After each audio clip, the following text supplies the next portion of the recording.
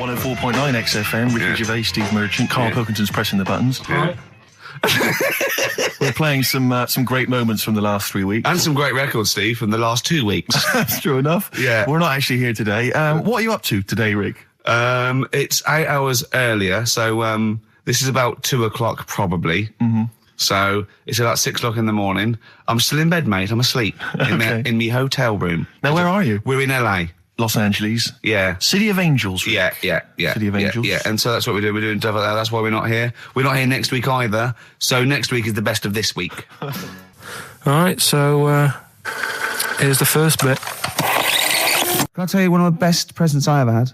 Go on. Without doubt, all I ever wanted was a go-kart. This is true. I was like you know, sort of 5, 6, 7. And I eventually, for Christmas,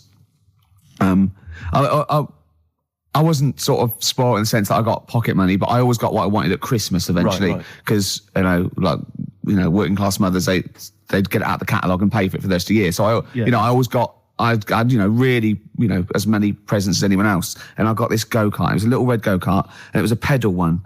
And I'd run home from school and I'd be in it and I'd get up and down the garden for hours. I had to come in for my tea and this was fantastic. And this went on for like weeks and weeks and went through the summer, the next summer. It was just, it was fantastic go-kart. I'd show off. And then one day I came home and I went, it was always at the back of the shed, sort of up against the shed. And I went in, I couldn't see it. And so I went to the back door. My mum was sort of like washing up with that. And I went, where's my go-kart? I thought it hasn't been nicked. She went, your dad swapped it. Your dad swapped it? Yeah. I went, he what? And I was going to be brave. And I went, he what? She went, he swapped it for a wheelbarrow. And I could see she didn't approve of this. And she was thinking, I'm going to tell him and then I'm going to, have this out. And I went, right. She went, it's your wheelbarrow. And I went to the back of the shed and there was this wheelbarrow. He swapped it with a bloke called Jimmy Dublin, who he worked with. Jimmy Dublin? Yeah, I don't know. I think he was a respectable member of the community. He was fine. It was his lively. No, I think he was an Irish gentleman. And that's why we called him. That's why I don't know what his real name was. And I think my dad must have been drunk and he went, I want to get my son a go-kart. And my dad my kid's got one. He's probably had it for a year. He's probably bored with it. Yeah. And he said, I'll give you this wheelbarrow. And I went to this wheelbarrow and it was caked in concrete. I could hardly lift it. I just nicked off a building site, obviously. And I'd be there for hours trying to push this wheelbarrow up and down the garden, right? And it was okay, though, because I was going on holiday soon. And I 7 years running, went to Bognor Regis, a place called Riverside, because some woman around the way had a caravan that we got free for a week. And it was great. Just wonderful. And I used to go there with my mum and my nan. Oh, party time. Yeah, the age of 7 to sort of no, it was good because when you're a kid and you wake up in a strange place, it sort of seems weird. You wake up at 3 o'clock in the morning hearing your gran pissing in an iron bucket, and We've all been there. You get disorientated. Anyway, and I went on there, and I met a little friend who was about my age. We were both sort of like, and he'd hired a go-kart. He had this great go-kart, and he came down to my caravan, and I went, I've got a go-kart. And I remember my mum opening the window of the caravan and going, don't lie. That's so evil. And I went, I had a go-kart. Wow. Yeah. Did you ever talk to your father about the fact you swapped it? No. You never mentioned it to him? No. You still got that wheelbarrow? I think so. I've grown into it. Yeah. I can nearly lift it now. Yeah. And now I'm just too old to run up and down the garden with it. Now you get one of your several gardeners to use it all the time. Wow. Oh, dear. It's a long time since we've had any white van, Karl. For those that don't remember this particular hot feature, we basically ask Karl some of the questions that are asked of a white van driver in the sun. They always have this on Saturday afternoons. Anyway, here's the first one. They're not fascinating, Karl, but I'm just interested on your take, really. Yeah. What do you make of Cilla Black quitting Blind Date after her husband sent a message from beyond the grave? Are you familiar with this story? I didn't know that. What's that? She went to see a medium, and supposedly her husband passed on information through the medium, which was incredibly vague, but persuaded her to quit live on air. Well, it's about time, isn't it? If even dead people are saying, enough's enough.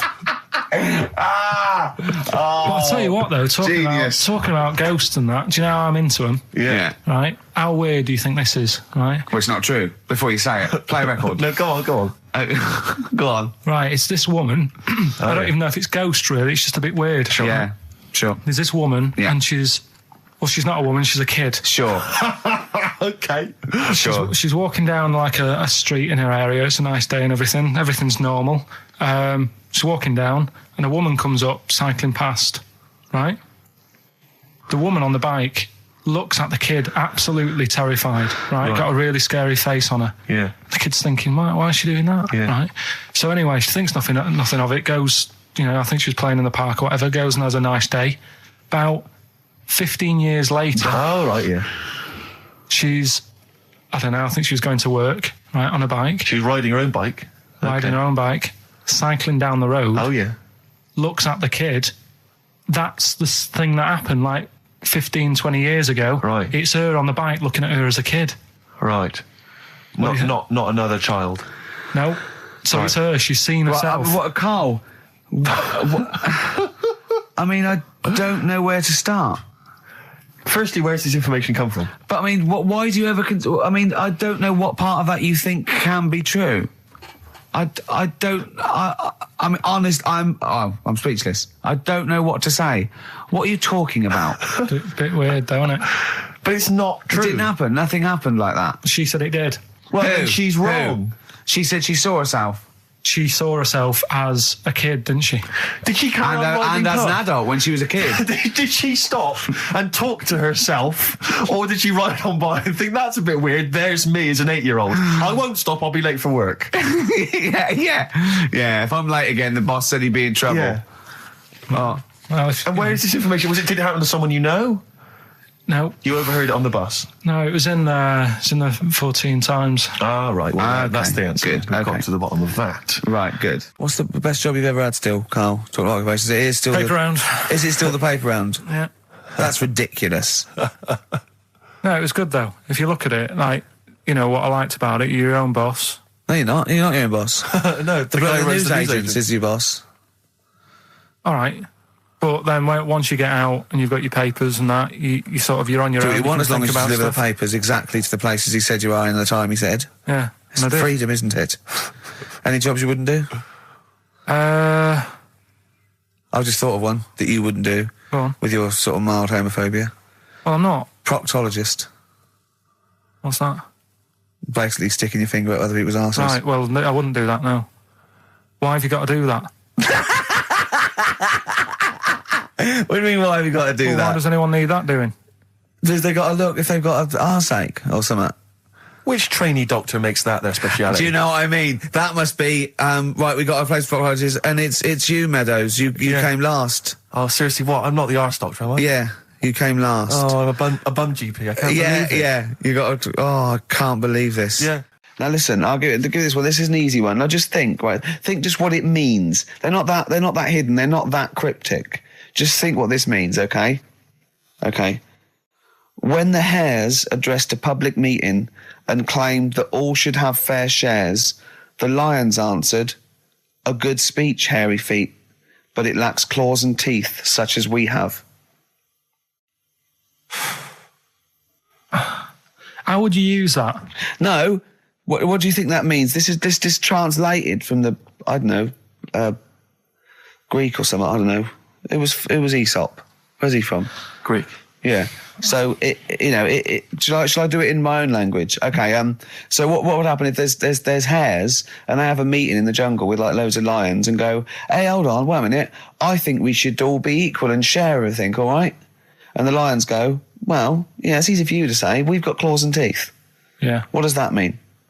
It's saying like, of course the hares want that because it's better for them. The lions get nothing out of it because they're already king of the jungle. That's right. So it's negotiating from weakness.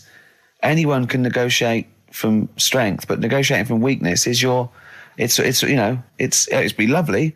It's a lovely utopian look at the animal kingdom. But the way you said it is better than the way they worded it. Well, that's because Ricky's very much the modern Aesop. I mean, many people have thought that. That's why he's getting a lot of awards with the TV show.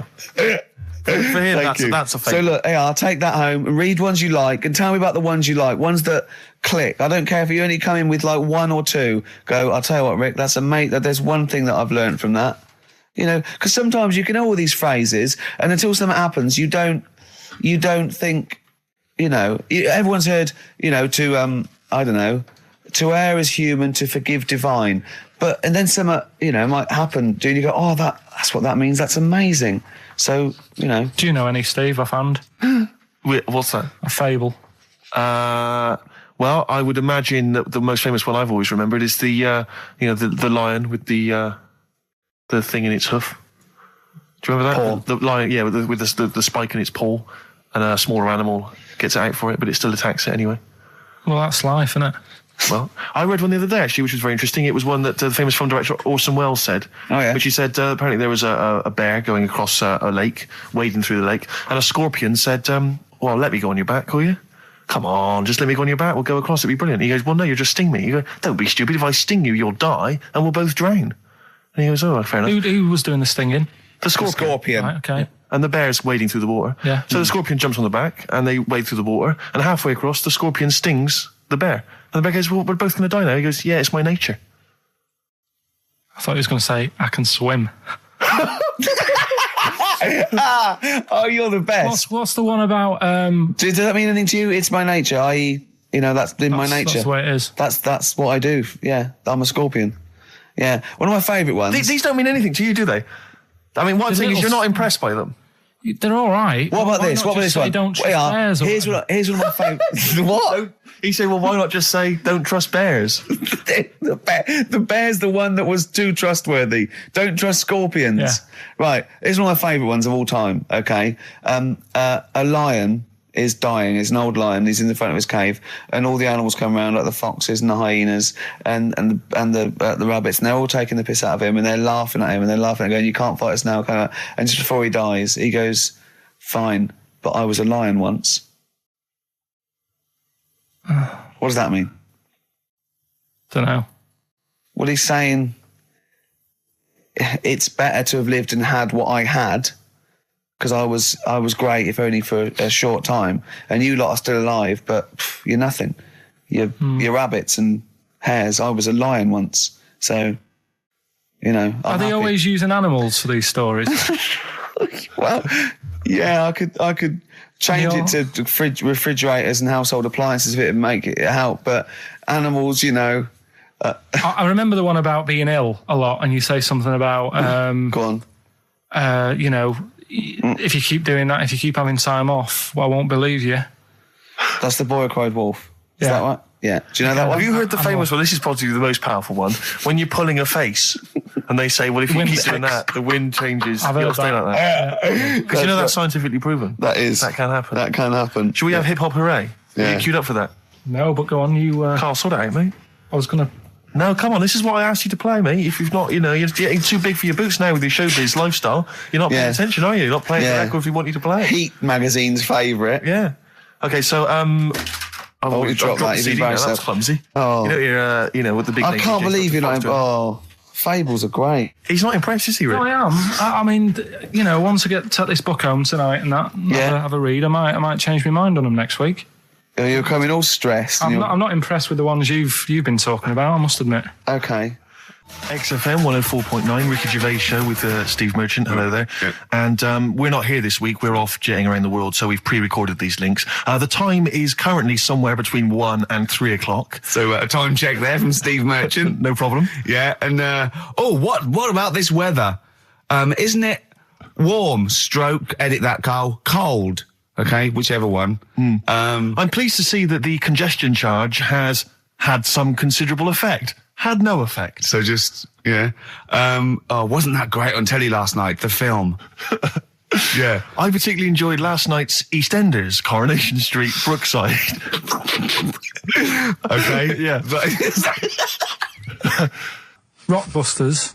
Yes. I don't want you to have monkey news right now, because we've just had a little story there. Sure.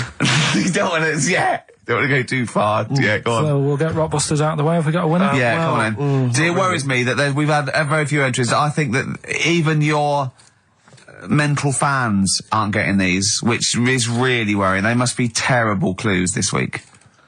All right, well... Has anyone got them right, Steve? I think there's just one guy, yeah, who I suspect has won in the past. Well, so what? Right, the first one. If you go out of France by boat, you might as well buy your fags when you're on that, because you'll get them a lot cheaper. Brilliant. Right? Yeah. BF. Yeah. Buy it ferry. Right? That's like... What? Buy on ferry. What? Buy on Ferry? What's that? Is that a band? What is it? I don't know what it is. Brian Ferry. Brian Ferry? What's that got to do with buying on a ferry, though? Just because it's quite close to it. Buy on ferry. What? Buy on ferry. Sorry, what's your first language? The second one. That's rubbish. That doesn't count. No, Brian Ferry. Brian Ferry, buy on ferry. There's this little foreign cafe. It's growing its own steak. That's Delamitri. The third one. What? Sorry, what? What is that? What is that? Delamitri. Delhi is a little foreign cafe. Yeah. And a meat tree and that. A meat tree? A meat tree? What were the initials for that? Just D for that. Just D for that? Yeah. So not DA? So you didn't even give them a chance to get the group? Oh, they got it. Well, no. No, they didn't. Right, it's the end. Go on, right. Go on. Delhi meat tree? Delhi meat tree. One word. D. Or any letter. They're growing their own meat. M's in it. Go on. Okay, so Bayern, I love Bayern Ferry. And Oxymusic was brilliant. I love Oxymusic. Go on. Can I just point out, Rick, that we've had David Bowie? Delhi meat tree. Yeah. I don't see why necessarily Aidan, who emailed in, why he doesn't get to win, because he emailed in dire steaks. Seems to me just as valid, as far as I can tell, but Delhi meat tree it is. And the last one, if there was a Jamaican fella on the Titanic... I'm looking forward to this. With a little bit of fear. Jamaican fella, if he was on the Titanic, he probably would have screamed this. Yeah. That's Christ de Berg. Oh, I don't know what to do. Stunning. So who's the winner? I'm not going to give it to anyone. What's the Jamaican bit got to do with it? Just the D. Just Christ de Berg. Say it again. No, I think they've worked it out now. Say it again. Christ de Berg. And who's that? What? Who's that? Who's what? Who's Christ de Berg? Chris de Berg. Who's the winner, Steve? Do you know what? I'm going to give it to Aidan, because he just treated you with nothing but contempt. Steve Martin emailed in again. He got the first two, and then the last one he just emailed, I neither know nor care about this answer. I'm tempted to give him... Do you know what you've done there, don't you? Go on. You've put the nail in the coffin of Rockbusters. I warned you for 3 weeks, and you sort of bucked your ideas up for a little while. But Christ did Those are the worst you've ever done. The worst. Delamitri. So and didn't it just put D, and then Bayern Ferry. Bayern Ferry. Bayern Ferry. So is that it? No, we're doing it. Play record. Aren't we doing it anymore? I'm ashamed. You're an idiot. Are we doing it anymore? I'm just going to keep saying you're an idiot. Play it a Are record. we doing Carl, it have you learnt nothing from Dr. Fox? Yeah. That's not a Sony out the window. Aren't we doing it anymore? What, you need to start working on it now, because they're so good. You need to start working now for next Saturday. Aren't we doing it anymore? Just, I don't know. Aren't we doing it?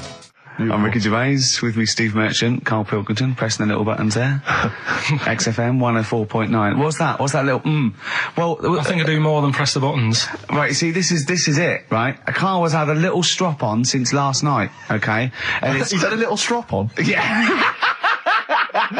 You said strop on. I just wanted to clarify. And, I don't know why. He says that I'm an annoying person. He says that I wound him up, right? Which I don't know. He says that you're winding up because you're sort of like negative about I'm everything. negative? Yeah. And, but what I think it is because we pointed out that his lateness is unacceptable. Yeah. He said, meet you at 6. He turned up at 20 past. He said, well, someone stopped me in the corridor. I don't care. I've got stuff to do.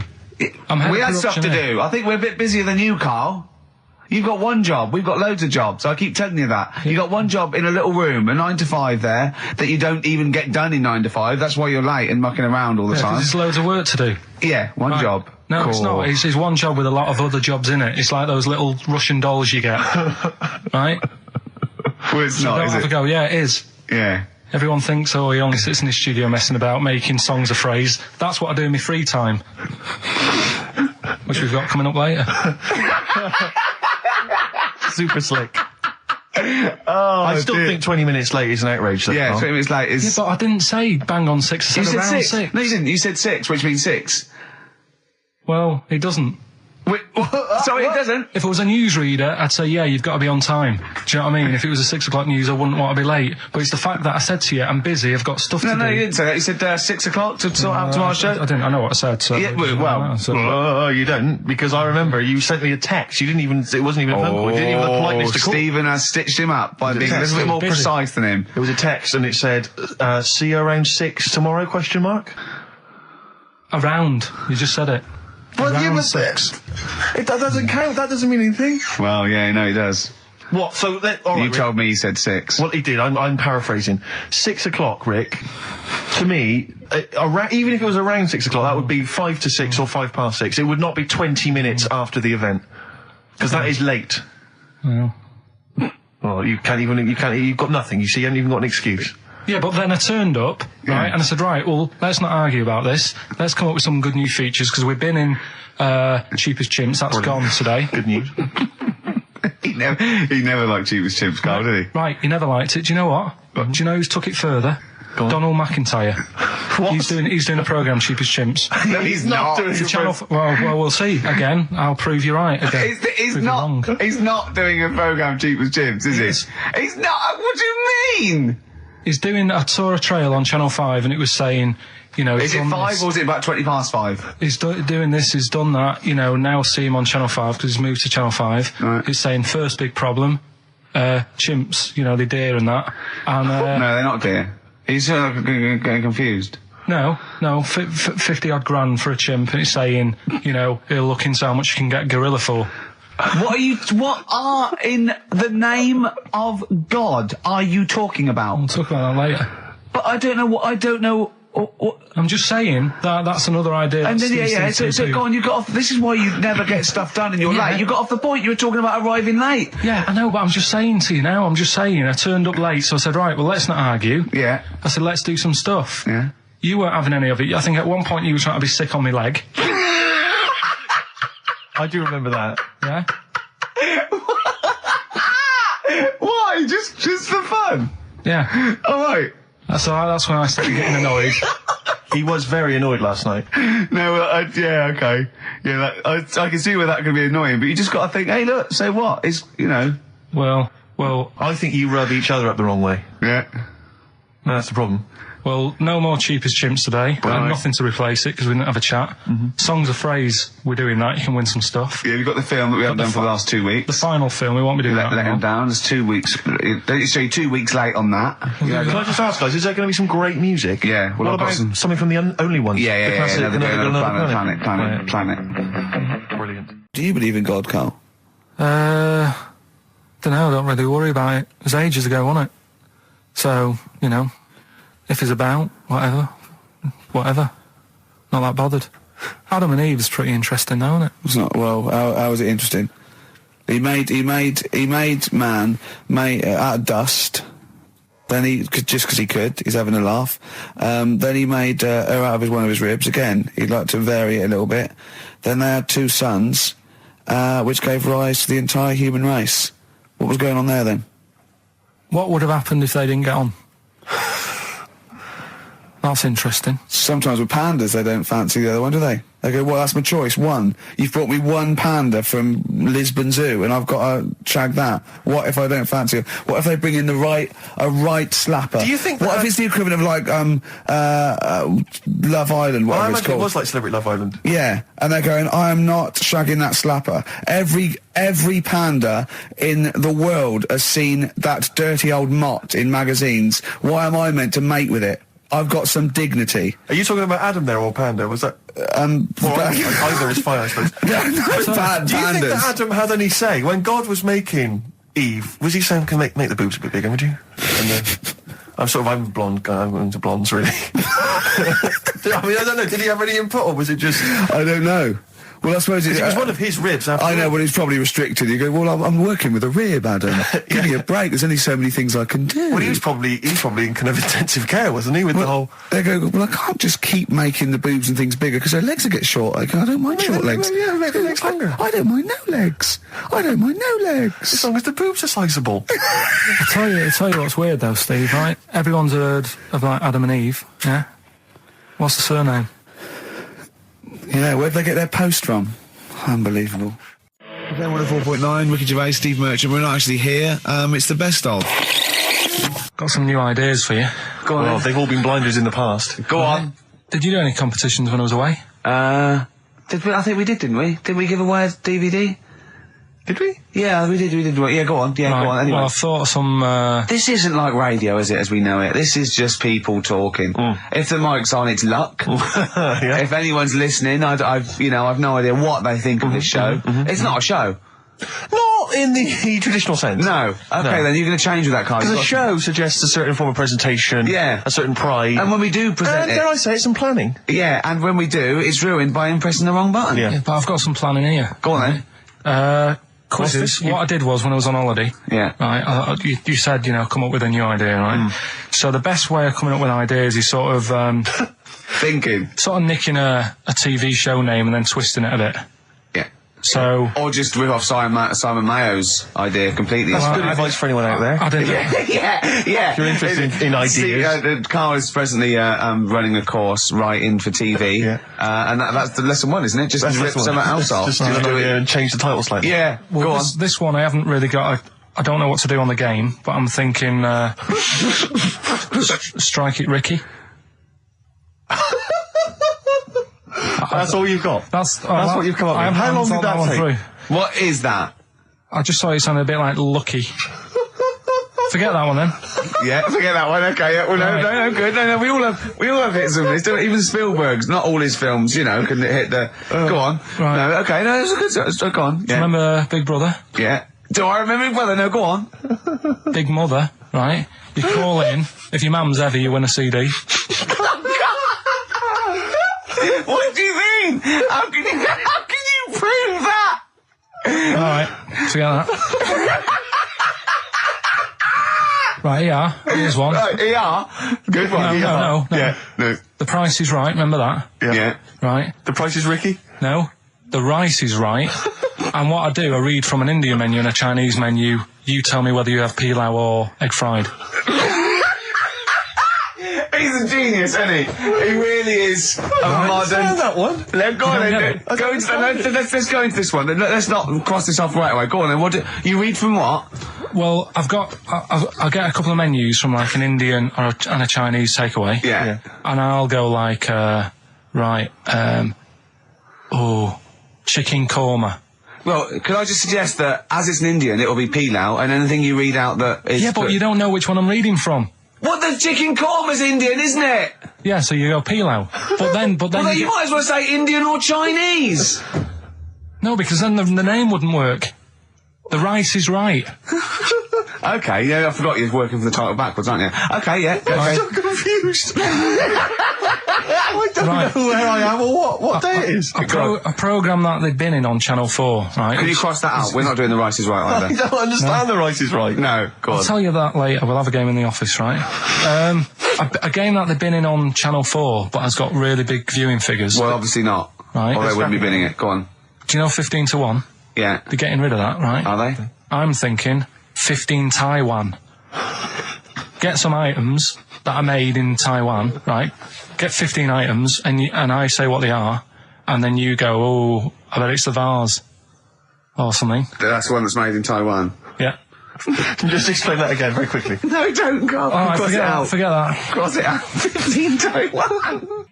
Darren Brown, the sort of magician mind reader fella. Right, yeah, he comes in, he sits down, I'm a bit sort of bit spooked by him straight away. Oh, you're spooked by him straight away, Yeah, there's a weird thing about him. Right? So anyway, he sat there, and I'm watching him. It's because he was naked. Checking, seeing what he's, looking at and stuff. Yeah. So anyway, he gets his paper out, and I think, right, he's going to do a bit of trickery and that. And he says to me, right, write down a number and a name, right? It was between a two-digit number, and a name of anyone you know. Yeah, right. Now the thing is, I thought of the name because I was telling Steve earlier about the kid at school who I fell out with, right? Yeah. Over that girl who was called Aris, right? So that name was like in my mind, ready to go, because I didn't want to use anybody's name who I knew, sort of now, because maybe you've mentioned it in the past. Do you know what I mean? I couldn't say Suzanne. I knew Colin Makin anyway. Yeah. Well, do you know what I mean? So I picked a name. Yeah. Well, I thought you might have been thinking about Auntie Nora. So I picked this name, right, that you three didn't really know about, right? Number just came to mind, right? So he 42, says, right, we were never thinking of that. 42, right? He said, right, just keep saying it over and over in your head. And I'm there, and he's saying all these sort of different numbers at me, and I'm trying to throw him off a little bit. Every time he said a number that was nothing like 42, I was sort of smiling, looking a bit nervous. Yeah. Don't know if you caught that. Right. I just all I could see was you looking sort of blank. When he said "let your mind go blank," you'd realise he picked on the wrong person. Right. So you had to squeeze his head to get it going again. I said, Darren, if in doubt, he'll be thinking of monkeys. And Darren looked at Carl and he said, "Were you thinking of monkeys?" He said, "I tried not to, and I thought of them more." Right, that's true as well. Yeah. Right. So. So I'm there thinking of these numbers and that, and then he said, right, let's just talk about other stuff for a bit, right? So I was like, well, I'm not going to say anything, right, because I don't want you to catch me out. But then when we were talking, I was trying to like knock him off track. Do you know what I mean? I wasn't. Do you know what I mean? I played a bit of hardball with him. Yeah. I was like saying, because we were talking about aliens and that as well, weren't we? And I was saying, well, they might come and land again in 2060. Clever. You know what I mean? Dropping in different numbers and that. And so doing all that, playing him at his own game. And I think I had him for a bit. On the ropes, right? So anyway, comes down to the time when he's telling me the name and the number. Yeah. And, well, he explained what he actually did. I mean, that was... He just went, he said, just think of a number at the end of it. And he said, oh, is it an I? And you went, it wasn't an I, but there is no... Okay. And anyway, he got the name. Harris. Then he went and said, "Do you an extrovert?" And he wrote down these numbers. Well, he wrote down some numbers, and he said that if you're an extrovert, these are the numbers you tend to choose. If you're an introvert, these are the numbers you tend to choose. And he wrote them down, and he said, "I don't think you're really an introvert. I don't think you're this. I don't think you're that." Da, da, da. And I think he came up with the number 32, didn't he? He said to you, "You're thinking of number 32." You said to him, "No way." You couldn't believe your luck, could you, when you caught him out? But he said it's either 42 or 32, didn't he? Yeah. Well, no, but it was beside the point, because then he said, rather brilliantly, hang on a minute, if you just add up these numbers here, that adds up to 42. It was a magic if you add square. Up those numbers, that's 42. That's 42 across diagonally there. That box is 42. All the numbers that added up on the page, whether you go across, sideways, down, across, or whatever, always added up to 42. Yeah. Right? And you've got the name Harris, which freaks you out. It freaked me out. I kept saying to him, "How do you do it? How do you do it?" And he wasn't telling me. I was talking to people at work about him, and one lad said, apparently the trick that he uses is the same thing that Hitler did. Play record. No, seriously. Apparently it's the same thing, because he was saying... What? Play record. No, just let me finish, because I've even ran it by other people to check if I'm right on this. So let's do play record and come back to this. Because the people in the XFM office, they're pretty wise. They're up on that stuff. No, he used it in a different way. Play record. No, hang on a minute. Let me hear it. All it is power of suggestion, apparently. And when Hitler used to do his big speeches to people. Yeah. What should we play? Come on. Finish your point. Well, that's about it. Who told you that? Ian Canfield. A few different people. Right. The big thinkers out there in the office. The brain boxes. But anyway, right? It's... Because Magnus Magnusson works Sonic Show now, doesn't he? Right, listen. Or was it Paxman? Was it James Paxman? Look at him. Carl looks at you like a cat. Yeah. Whenever we leave him behind, if we don't talk like straight at him and let him see our lips moving, and it's monosyllabic and very slow. Look, he's lost in that conversation there. He just drifted off, didn't you, Carl? No, I just was also thinking on animals and that. Something else I was going to use. Go on. Was This isn't a radio show, is it? I just suddenly caught myself. This is nothing. I told you that before. It's been bad today. No, but I mean, it's the way, this casual way that it's like we almost have no regard for our listener, and I'm not proud of that. I just don't know what to do about it. Do you know what I mean? I don't know how to do this properly. I mean, we're just chatting here. I mean, it's only Anderson who's seen through us, and that surprises me that more people haven't. I mean, what are the figures like? Do people listen to this show? Well, I'll find out for you. You keep saying that. But, yeah, there's this parrot, and apparently it lives Rick, it's unique, if nothing else. I mean, when you wake up with Woken tomorrow, you're not even going to hear him start a line with there was this parrot. Go on, there was this parrot, yeah, go on. And it can talk and that. Someone's obviously, taught it out how to speak and that. And it flew away. And it's living in this church. Right? And people are at the church doing hymns and that. And then Trouble's brewing. In between the hymns. That parrot was owned by an old miner who used to swear a lot. Yeah. Well, then the vicar is going to be really annoyed. That vicar, that vicar's going to go on. I just hope it stays quiet, Rick, during the vicar's sermons. Yeah, go on. Have you read it? No, go on. Have you read it? No, because that's what happens, right? Go on, tell us, Carl. During the hymns, it's sort of effing and jeffing and stuff. Effing and jeffing? Yeah. And everyone's like going, it's quite funny, really, it doesn't know what it's doing. Everyone's having a laugh. Yeah. But it's causing a havoc at funerals. When did this happen? Not years ago. John was a much-loved man. He was a wanker! Yeah. So anyway, that was another story. What can you say about Uncle John? Bollocks. Oh, Carl, I love the fact that when you look at things, you go, that's interesting. The parrot swears at funerals. That'd be a nice and it stays with you. You see, for a simple man, you retain an awful lot of knowledge. It's just all rubbish. Do you know what I mean? If you just replaced all this rubbish with good stuff, you'd be an intellectual. Yeah. Really. Because, your attention is fantastic. Yeah. So Did I lose you again there, did I? So was it the word retention? We've still got Wash Up With You. Yeah. Should we play a record and do Wash Up With You? Yeah. We'll play a bit of Aqualung. Aqualung! That was Bowie and Waterloo Sunset. Love that. Love the original. Love Bowie. Bowie was my gig of the year. These are my singles of the year. These are our clips of the year. I'm Ricky Gervais, with me, Stephen Merchant. We're just picking some lovely little bits and pieces. Do you remember when we talked about this? I'm Ricky Gervais, with me, Steve Merchant. Over there, Karl Pilkington, the man who believes anything. I think it might be a condition due to his little round head. Mm-hmm. It's sort of like, it might be a new condition that we can call cranial sphericity, and because it presses on his lobes, and the only sort of upshot of that is he's normal everywhere, but he believes everything he reads or sees on Anna Nova. All right. Talking of which, Rick, I don't really follow the news. No. It's mainly boring, isn't it? Wars and stuff. Yeah. But I don't know. Well, yeah. Well, it is a war. It's all this nonsense before and after. When it's a war, it's it's in the middle of the war. You can watch it on telly. True. You get results. True. You know what I mean? Like, do you know what I mean? Yeah. Like a test match or something. But it's all this rubbish before and after. It drags on. This recent war seemed, I thought, just generally, it was better presented than the previous one. Because I remember the first Gulf War, it was often during the night, and I couldn't stay up. Yeah, because I think the American had rights to it, like the Tyson fight, so we had to get it at 2 a.m, exactly. which is annoying. They had it, their prime time and that. Yeah, and a lot of it was in black and white, when the bombs went in. When the bombs going in. So this time there seemed a lot more colourful stuff. Yeah, it's much better coverage. I think there should be awards. Yeah, well, I'd like for to see it. awards So like Channel 4 won for cricket. Yeah, I mean, a few times as well, I was quite pleased to see they actually had footage of the bombs exploding. Yeah. No, good. Well done. Generally, good on you. Well done. Good on you. Yeah, it costs a lot though, doesn't it? It isn't a costly War's thing. a lot more. When you got something like a Jimmy Carr game show, which probably costs about $100,000. Yeah, like half an hour war costs millions. It's almost as expensive as like Terminator 3 or something. Yeah.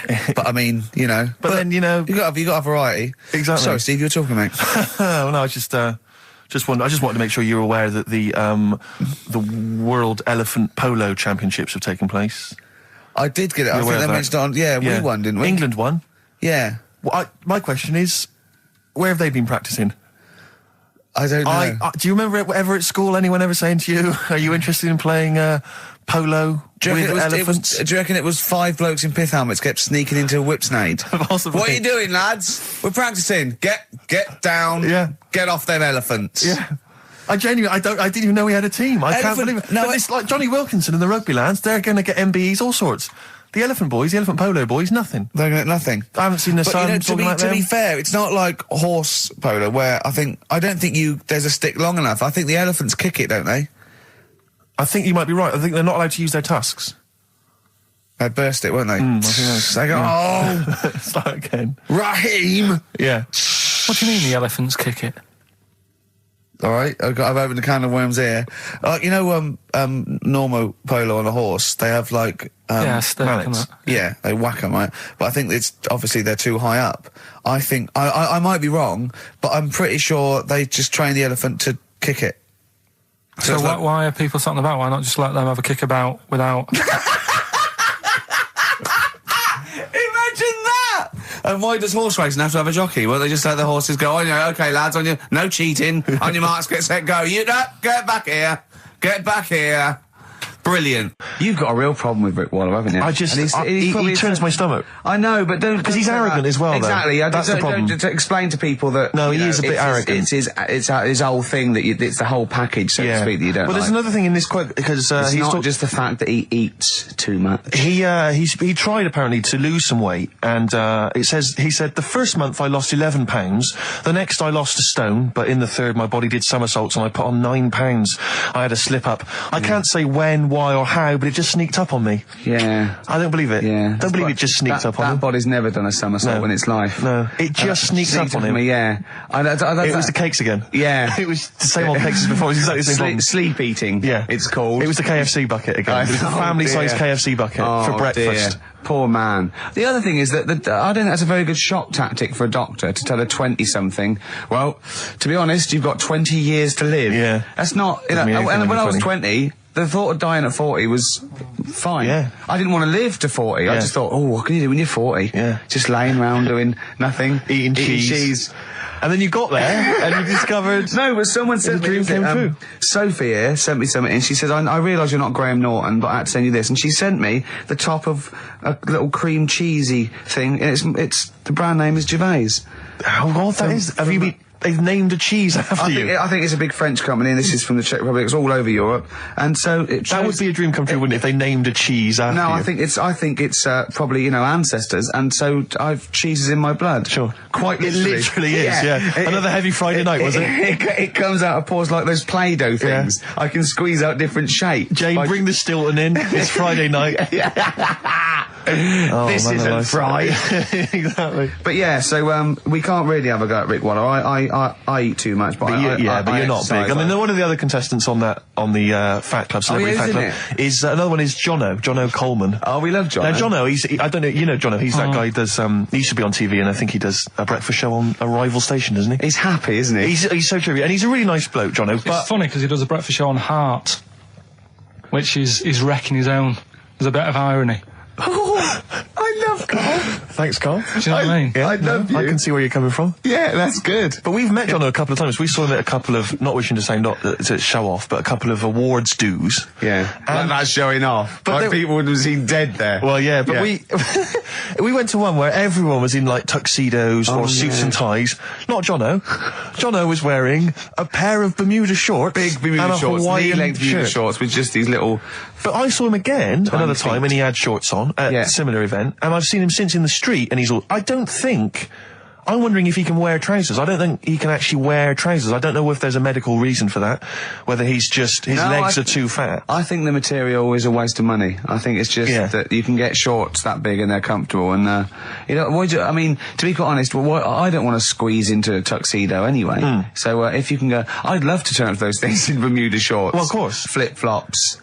But do you think he started off by wearing, maybe he just had the upper half was a tuxedo with the tie and then the shorts for and the shorts underneath, and he would just have to come in, kind of sneak behind, a sideboard. Potted plant. Or a potted plant, or bring his kids ahead of him. Yeah. You are wearing trousers, aren't you? Of course I am, yeah. In you go. Kids move a bit. Well, no. Exactly. Of course I'm wearing trousers. Why would I? Wearing trousers. And they just thought, this isn't fooling anyone. So now I'm going to make a wacky effort to sort of, The next stone is, I've heard he's going in a grass skirt and a garland around and he's going to come in limboing. But you did ask if you could go to the BAFTAs in a dressing gown, didn't you? Just for ease. Yeah.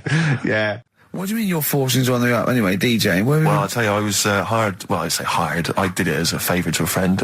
His wedding the other week, and I got there. I was thinking, because everyone had their little role to play, and then people were doing a good job. I love you taking it seriously. And I spent ages putting together some CDs, special selection CDs. I love that. Because what I did was I burned them on iTunes. Did you turn up with your own headphones round your neck? Own headphones, wearing a suit, but headphones. Metal case. Didn't need it. Just had them all in one small box. Brilliant. Boom. I thought this is good stuff. I got some classics here. Give me an example. Give me an example of that, like the first hour, the warm-up hour. Rick, I'm coming straight in with Frankie Valli, Oh What a Night. Brilliant track. I mean, when those beats start at the beginning, who's not getting on the dance floor? Wait a minute, what's this following up? Go on. It's the Jacksons. What, I Want You Back? I Want You Back. Brilliant. It sounds good at the moment, Carl. Yeah. So I'm thinking, at least I'm gonna roar this, because they laid on a good spread. The ceremony was nice, food was nice. I'm thinking this is going to be the piece de resistance. Yeah. Alarm bell started ringing. Why? When I realised there was a marquee outside. Of course, it's a balmy summer evening. I'm stuck inside on the dance floor inside. I'm thinking I'm going to be struggling here to get them in. Even with flavours like this, I thought I'd struggle, Rick. So I'm sat there in my suit. I'm sat behind this little DJ console. I've got all the big numbers. There's one or two people making some token effort, but frankly, most people are outside everywhere. I was livid. Of course, they couldn't hear it out there. So I was playing to an empty room, really, and I was furious. I was absolutely furious. Because, I mean, what is, they're wasting my time. They're wasting, now I could have just stuck the CD on and gone out. They're wasting Frankie Valli's. Frankie Valli's time. They're wasting the Jackson 5's time. They're wasting, D-Light's time. Yeah. And, so I'm sat there, and there's a couple of people making a cursory effort. Mainly when they come to get a drink from the bar, they might have a little quick, couple of twos. You shout, we don't want your not interested. All of your no one. All of your no one at all. And, then there's a microphone set up because people have been doing speeches. This little girl gets on the mic, right? It's being funneled through the speaker system. So every time I put my headphones on... Miss Dynamite, was it?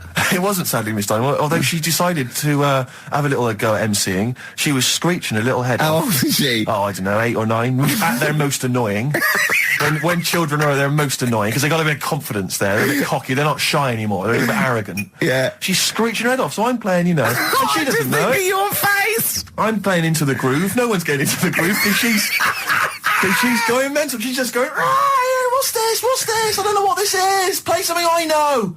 I'm thinking, I haven't got any bloody DJ Otsu or Crazy Frog. I'm not going to play what you... So she's just screeching along, ruining it for everyone. And I say everyone, there was no one there. So she was ruining it for me. I bet you were really angry. I was furious. But of course as well, every time she screeched, it went through my headphones. So So, of course, and then her dad comes along, right? And I'm thinking, all right, he's seen what's happening. Just imagine you in your suit, sweating, getting annoyed at someone ruining your set that no one's listening to. I think, her dad's coming over. He's going to put pay to this. He's realised that, she's causing a disturbance. He comes over there, joins in. No. Sits her on his lap. He's just saying, she's having a whale of a time. I'm thinking I'm furious. I'm thinking it's his responsibility to shut her up. He's not going to do anything. What can I do? I can't step in. No. And I know very well that if I interfere, he's going to say, oh, well, she's enjoying herself and no one's dancing anyway, and we'd have just got into a fracas. Yeah. And I didn't want to start a fight. No. Because I don't know, but he'd have knocked you out, wouldn't he? Someone would have got knocked out. And I'm not saying who it would have been, but, but there would, to bear in mind, Rick, there would have been 2 of them. And, so I didn't want to get into a fight with him. And, anyway, so I'm playing. Anyway, so my friend came along. He realised what was happening, and I didn't have the guts to unplug the microphone because he'd have known. You see. Yeah. So I got my friend to do it when she had her back turned.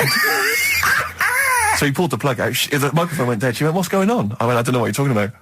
I said, "I don't know." She said, "Where's the microphone?" I said, "You must have broken it." I don't know what's going on. Someone will probably make you pay for that. And anyway, at least we shut her up. That is great. But it really went from bad to worse. And there's that thing when you panic, you start panicking. So you're putting on a lot of flavours that you would have saved till the last hour. What are we talking? Boom, boom, shake. Exactly, you're throwing him in early. Love Shack's coming on way too soon. Really? Oh, Love Shack before 11. It's heresy, but I had to do it. But anyway, in the end, I made the bride go and get some people in. I said, look, it's your special night, all right, and they're going to enjoy this. I'll be honest, love, this is a washout, and it's up to you to turn this wedding around, or I'm walking. I'm walking, and I tell you, they're going to have a sour memory of this evening unless you bring some people in. Get everyone in dancing. So she got him in at the end, and Brilliant. And I'll tell you this, Carl. I mean, I don't know what you say, but they were loving it. They were absolutely loving it. A bloke came over and said, have you got Amarillo? I said, no, but I put on something even better, Delilah. Wedding crowds always go for Delilah. A song, of course, about old man killing his wife, but it always goes down very well, strangely, at weddings. They get into a sort of hokey-cokey thing. They went berserk for it. And I was following it up with, I had the monkeys, I had all sorts going on. Brilliant. Of course, you know what happens. What? I'm going great guns. People are absolutely loving it. They're rocking it. I throw in, I had something cracking on at the end. Come On Eileen, of course, was on. People were going berserk for it. Which is unfortunate because the bride's name was Eileen. Yeah. And then the bride pipes up. I'm throwing the bouquet. So they all traipse off outside again. Oh. I was furious. Oh, no. I plugged the microphone back in. I said, what are you doing? We got, but they went out there. And, of course, you can't get them back once they've done that because all the women are running around. I got the thing. And then they got to wave everyone off, throw the confetti. They ruined your day. I was having a great time and they ruined it. She ruined your special day. She ruined my special night. Oh, no. It's on her head. What would you put on about now, Carl? What if I was DJing? Yeah. Probably a bit of a world party. Go on. Interesting. This is XFM 104.9. I'm Ricky Gervais with me, Stephen Merchant. You're listening to the best of, basically, Karl Pilkington. Yeah, you might want to try and you heard about the hanging one when the fella was... Sorry, mate, go on. When the fella was hung. He was hung and... He was hung? He was hung by a rope. So, isn't that... No, I think it wasn't he a Chinese emperor? And wasn't he hung? Yeah. He was hung. Some fella who'd done something, they hung him. They wanted him. It's not a word anymore. He was hung. Look, don't be doing that again, because you said squoze wasn't a word, and then I showing you a menu today that someone sent, and it said fresh orange, squoze. Inadvertent commas, and next to it was the word colour, spelt C-O-L-O-R.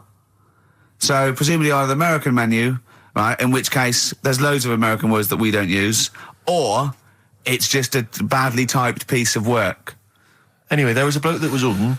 He was hung and that, but he didn't die. Hung on that, he was definitely a Chinese. Hung on that, yeah. I remember him now, yeah. He didn't die, and they said, just hang on a minute whilst we change the rope and that, and he stood there waiting, changed the rope. They tried to, do it again, and didn't work. It didn't work, right.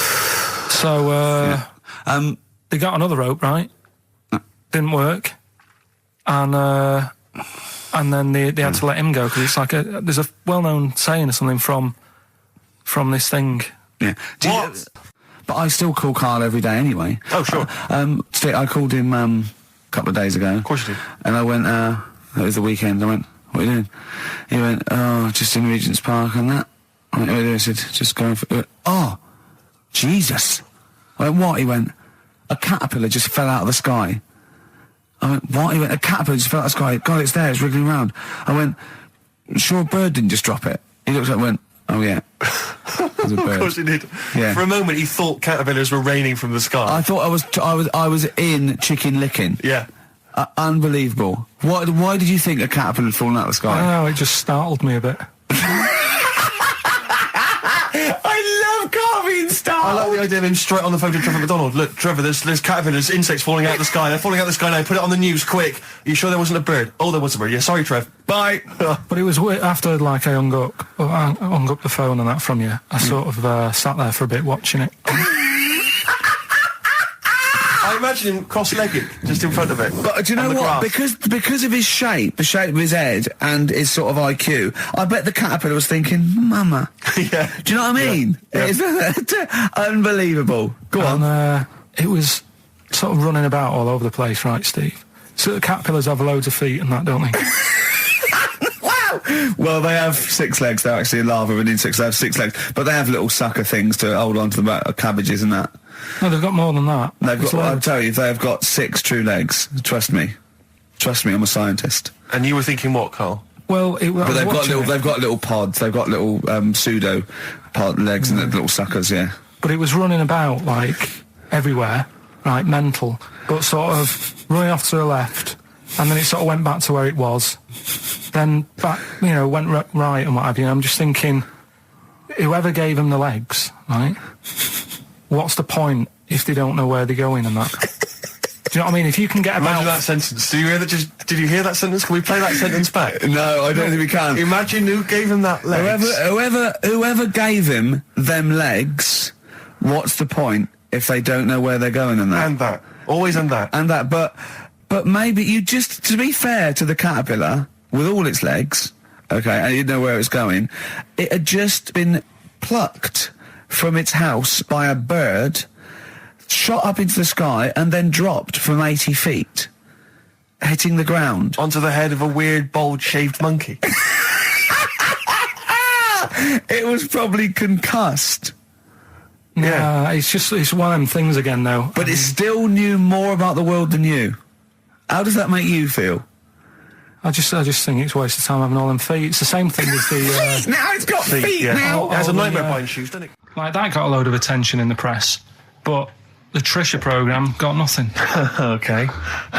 Which, I know, like, well, Steve called me up in the week, right? Like 10 o'clock in the morning, I was at work, and he goes...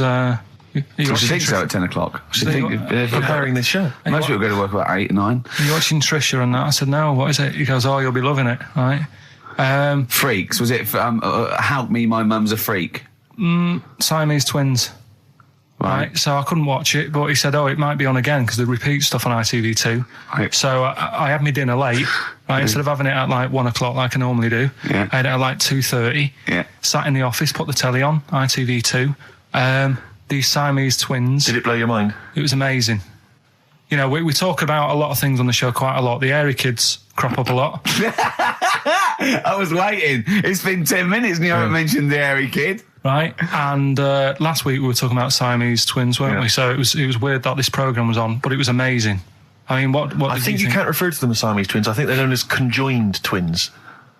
Why? I think Siamese is maybe considered derogatory or as an old antiquated phrase. Yeah, I think it's because the first famous ones were actually from Siam. Right. And that doesn't exist anymore. No, it's conjoined, Carl. Yeah. Get the phrase right. But you'd think that if that's happened to you, that wouldn't be that sort of offensive. The names that you must get called. Right. You think that's the least of your Siamese worries? twins, I'd say, well, that's, yeah. Now, were you stunned by where they were connected? Just live with it, we'd say. Because they were connected, of course, at the forehead. Oh. Sort of, which was quite extraordinary. Well, there was one set of Siamese twins. One had a job and the other one didn't.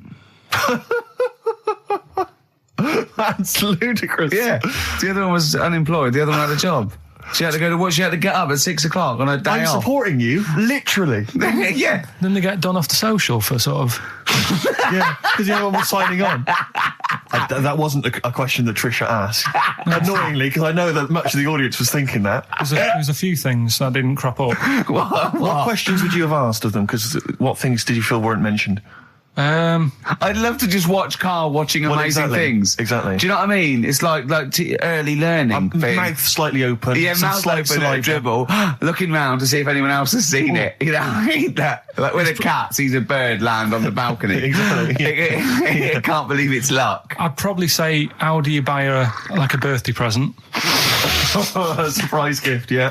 Because everything's ruined. Sure. Right? I'd probably ask... Yeah. Well, did you not think it was interesting that one of them had a boyfriend? Well, that was a bit weird, wasn't it? Uh-huh. But what was the other thing that I was thinking when I was watching it? I was thinking if one got into crime and that was sent to prison, right, what would happen? How would you handle that? It's brilliant. It is brilliant. If a chimp could talk. And what was the other one? The other thing was, what did he talk about? Because it's not as if you can say, oh, guess what I did today? Do you know what I mean? Yeah.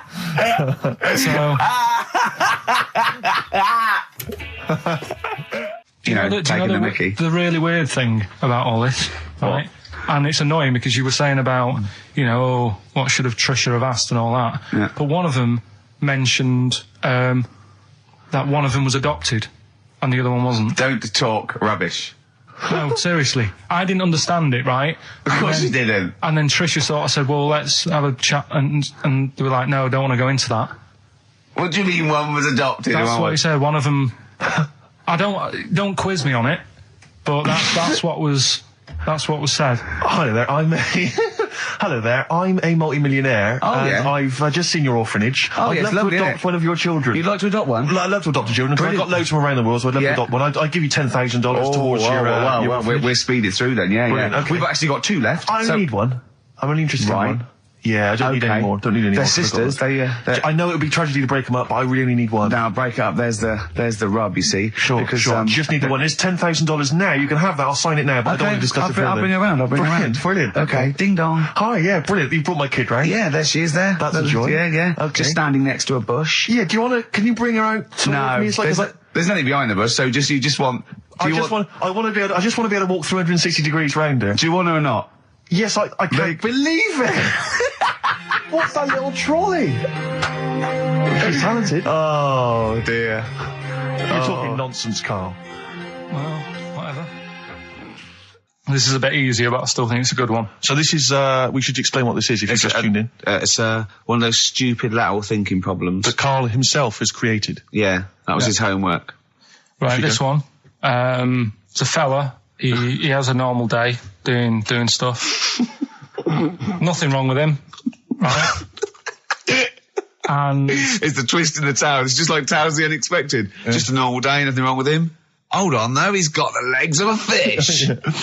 Go on. So that's what he's been hiding, his legs. So Go on. He does his legs of a fish. Sorry, Carl, carry on. He has his working day and that, and then he gets a bit tired. Goes to bed. He puts the light on, leaves it on, goes to bed. Oh, that's crazy. That's mental. I can't think what's happened. Anyway, here's Radiohead. Right, okay. The question is, why does he put the light on when he's going to bed? He's had a normal day. He's come home from work. Is that right? He's come home from work, or he's not been working? Yeah, he's just been out? No, he's been working and stuff, I think. You think? You've made it up, Carl. You can decide. The question is, why has he put the light on when he's asleep? There's a reason that he's put the light on when he's asleep. Has he gone to sleep? No, Carl, don't shrug. You're meant to answer these questions. He put the light on before he went to bed. Yeah, and the question you're asking me is why? What's the scenario? And the light's on and that, but he's gone to sleep. Yeah. He started reading and then he fell asleep. No. Did he intentionally, for some reason, put the light on? Every night. It's mad. Sounds mad. That's Carl, doesn't it? Every night he does it. Yeah. He puts the light on when he goes to sleep. Carl, is the point of this, he puts the light on for a very good reason. Not for us, but for some people. He's blind and it's always been on and he thinks he's turning it off, but it was on in the day and he thinks he's turning it off, but he's turning it on because he's blind. That'd be stupid. That works. No, that works great, Rick. Yeah. Thank you, Carl. So you've got to come up with... Hang on. If you're blind, why would you put a light on? No, he thinks it's off. Yeah. But why would he turn it on anyway? Just think so he doesn't get burgled, so people know he's in because he can't see him. So he just he puts the light on when he's there, then he turns the light off when he goes to bed, so people think it's fine. But he's got it out of kilter, and actually he's walking around in the dark all day. I don't believe that if you're blind, you turn your light on. I don't think you'd be living on your own, would you? I'm not having that for a second. Do blind people live on their own? I'm not having that for a second. Well, some people do. Lonely blind people live on their own. No, if you got bad eyes. Any even women? Are there any blind women who are living on their own? No, I mean, if you know of some blind women. 08700 800 1234. We've gone through this. If you are a blind woman with no standards and you don't care annoying voices and smell, then get in touch with you. Yeah, I mean, you've got to be within the ages of, say, 25 to 65. You know, right. Well, call it 75. You fussy, you fussy all of a sudden. Yeah, go on. If you were blind, would you live in London? Because someone said yesterday there was one struggling outside in Leicester Square, and I don't understand. If you were, I mean, you know, that might have been a tourist. But why come to London if you're blind? It's the worst place in the world to come if you're blind. To hear the sights. To hear the sights. It's a bit mad, isn't it? They do the same job. They have tourist needs like anyone else. Yeah. No, but it sort of stinks, and you'd go away going, "Oh, it's not that good." I just thought I thought it was a bit weird. Well, never mind your concern for the partially sighted or sight impaired people coming to London. Get on with this. Yeah. So there he is. Yeah. It's like, a bit tired. Yeah. Just put the light on. Get to bed. Yeah. So he turns the light on and he goes to bed. Yeah. Oh. Should we play a track? He's not sleeping on the job. He's a lighthouse keeper. Well done. Is he a lighthouse keeper? That's not it, Carl. He's a lighthouse keeper. Right, why wasn't the light on all the time? It's light in the day. You idiot. Play a record. What? Play a record. You're a buffoon. No, actually, the light isn't on in the day, is it? No, it's not. I think you're the buffoon. Yeah. Carl has won! Good afternoon on the request hour. Ricky, you've got something to tell us. What? In your role as head of speech, Yeah. you said you were going to speak. Oh no, I just got a fax through about a new club. It's a club I've already heard about. It's called the Chill Club, and it's upstairs at the King's Head, and it's sort of really laid back, and you go in and sit on scatter cushions and be hippie and chill out and drink till 1 and stuff. And they have like little acoustic sessions, and that's this Saturday the 31st. I think it's every other Saturday at the King's Head in Fulham. Oh, right, yeah. And I've heard good things about it, and it was sold out last week, so I said get there early. Doors are at 8:30, and a bar till 1, no entrance after 11 p.m, and it's a £5, and it's meant to be really cool. And sit down, sort of, trip-hoppy, folky, Portisheady, jangly sort of stuff. Right up your street, Sturgis. Not Ben's though, he likes clubbing, doesn't he? Late clubs with like loud music. He does, doesn't he? Yeah, he goes to bed. Bolty didn't come out of Birmingham. Yeah, and talking about that, I mean, no one has phoned to confirm or deny. I heard the Birmingham dish, thing, so. not the actual dish, not the pot, not the lump of clay, but the stuff in it, the particular blend of herbs and spices that we now know as Bolty. Originated in Birmingham. I'm ruling it as valid. Maybe he's right. Hold on, no, because it's not the blend of spice. It is the fact that it's called Bolty because you eat it out of the pot, and that I think he's right. You're embarrassing yourself now, Gervais. Oh God, I'm backtracking. But thinking about it, yeah, it's not the ingredients. It's the important thing is that it's cooked in that, and of course they didn't invent that there. I think he's right, Sturgis. Well, in that case, Slade it is then. No, Black Sabbath. Slade, I'll get lost. Slade. And if we're counting Led Zeppelin, if we're counting Led Zeppelin, obviously Led Zeppelin. No. Black Sabbath. Sabbath are better than Zeppelin. Oh, come on. No, you're wrong. You're having a mental aberration if you think... Go on, give me an example. Well, there's a fantastic story. Just the ludicrousness. Is that right? Where's that word? That's the word now. Ludicrosity. That'll do, yeah. Tony Iommi was asked when they hit big in America what it was like for Black Sabbath, and he said, it was mad. We went back to the hotel and there was like 10 Satanists sitting outside the hotel room, all dressed in black with black candles. So he blew the candles out and sung Happy Birthday to them. Yeah. So that but Led Zeppelin said, been a long time to the rock and roll! And I think that sums it up. Are you squeezing your lemon? Yeah, I'm squeezing my little lemon. I'm putting my little cocktail chipolata on the table between 2 pickled onions and seeing if that and the juice is running down your leg. Yeah, and the juice is running down my leg, indeed. Well, we've embarrassed ourselves. Yes. I think in a way we might have embarrassed XFM, and I know... Certainly, maybe, we've embarrassed London. Yeah. XFM 104.9. It's just gone 3:15 on a Wednesday afternoon. It's the request hour. It's your choice of music. I think we'll have some more music now. This is for Gary O'Donnell, who says chocolate is the best thing to come out of Birmingham. I can't say the brand name because then apparently I'm advertising. But it's that chocolate. Out of Bourneville. Yeah. That's not like you to advertise, is it, Sturge? No. No.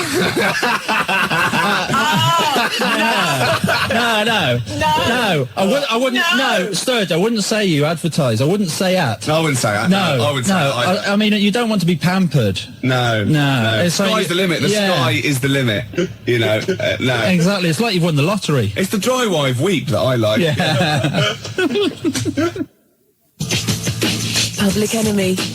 Anthrax.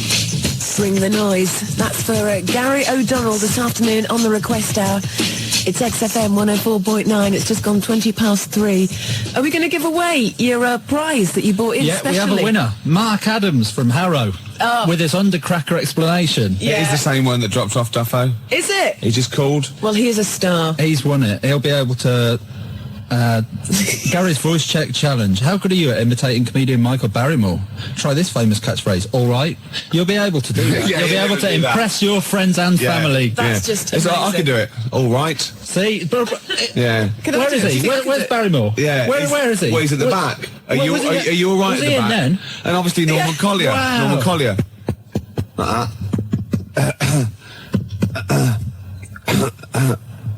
That's Norman Collier there. Brilliant. Yeah. Brilliant. Yeah, my name is Michael Caine. So, yeah. Hey, are. it's like he's in the studio. Actually, it is nice to see you, Claire. To see you nice. Oh, these are great that's tips. brilliant. He didn't, well, I have to keep Why are taking you off the pop playing shield. this? I know, because I can hit it and be Norman Collier. All right. That really hurts my ears. I in believe the if they were going to rename this book, they call it the Bible too, the good book. Yeah. It's that. Yeah. It's a beautiful thing. And it's Mark on Adams didn't just wasn't grateful for it. He claimed it. He said, yes, I claimed that book. Really? Yeah. He phoned up And with his quite address. rightly, he is Actually, the winner. because we'd forgotten about it, actually. So thanks Yeah. for reminding us. That's great. Yeah. That's yours. Have we got his address, have we? Yeah. Yeah, fine. Marvellous.